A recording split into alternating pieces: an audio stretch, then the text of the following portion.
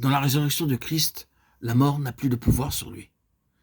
Spirituellement, ceci sera vrai aussi de nous.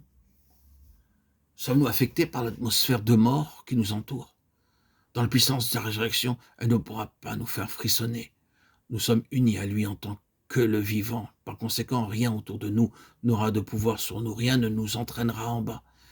Le manque de vie autour de nous ne nous refroidira plus.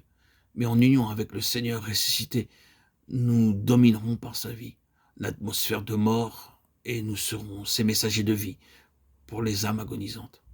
Dans 2 Corinthiens 13, 3, 4, regardons brièvement la manière pratique de prouver la puissance de sa résurrection. Puisque vous cherchez une preuve que Christ parle en moi, lui qui n'est pas faible à votre égard, mais qui est puissant parmi vous, car il a été crucifié à cause de sa faiblesse. Mais il vit par la puissance de Dieu. Nous aussi, nous sommes faibles en lui, mais nous vivrons avec lui par la puissance de Dieu pour agir envers vous. Pratiquement, nous devons être toujours faibles en nous-mêmes et savoir que sa puissance agit par nous, simplement en la voyant agir dans les autres. Vous cherchez la preuve, n'est-ce pas, que Christ parle en vous? Vous l'avez ici. Il est puissant dans les autres, les bénissant à travers vous. Comme si Paul disait, « Oh, je sais que je suis faible, mais je sais que je vis avec lui dans sa vie, parce que je le vois agissant en vous, Corinthiens. » Nous connaîtrons la puissance et la vie de Dieu agissant en nous par ses effets, pour ainsi dire, dans les autres autour de nous.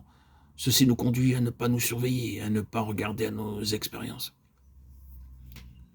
Il y a donc ces 3 aspects dans l'expérience pratique. Premièrement, en nous, nous sommes toujours livrés à la mort et à la faiblesse afin que la vie soit déversée aux autres. Deuxièmement, c'est toujours la mort à nous-mêmes, de sorte que nous ne mettions pas notre confiance en nous, mais que dans notre faiblesse, nous nous reposions sur Dieu qui ressuscite des morts. Troisièmement, nous ne pouvons reconnaître la puissance de Dieu que par l'effet qu'elle produit, et non pas en ayant toujours conscience. Dans Hébreux 11, 17, 19, nous observons un autre aspect de la puissance de la résurrection. C'est par la foi qu'Abraham offrit Isaac lorsqu'il fut mis à l'épreuve. Il pensait que Dieu est puissant, même pour ressusciter les morts. Ceci est une étape plus avancée dans la connaissance de la résurrection de Christ et indique la façon dont Dieu fait mûrir notre foi. Dans la vie pratique, l'attitude pour chaque chose doit être « Père, je la dépose à tes pieds dans la foi que tu peux la ressusciter. » Toute chose peut alors être mise sur son autel sans aucune hésitation. Ceci est la puissance de la résurrection concernant toutes nos possessions, y compris les dons de Dieu. La foi les dépose et croit que Dieu peut les ressusciter, même des morts. Rappelons-nous que Jésus lui-même est au milieu de nous. Il est le vivant, le Christ vivant qui est entré au-delà du voile. Il intercède pour nous à chaque moment. Le sang aspergé nous est appliqué. Nous sommes approchés de la montagne de Sion, de Jésus, le médiateur, et du sang de l'aspersion. À travers les cieux ouverts, nous voyons Jésus, le Fils de Dieu, debout pour nous dans la présence de Dieu, et nous nous voyons en lui.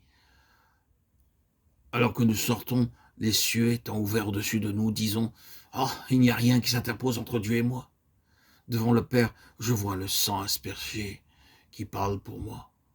Le chemin est libre. Dieu m'aide.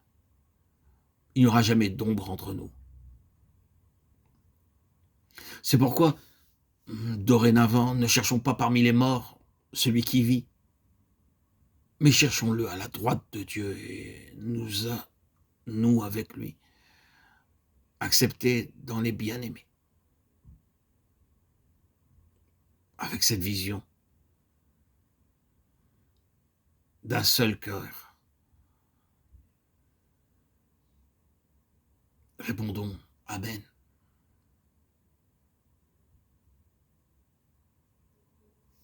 Merci Seigneur.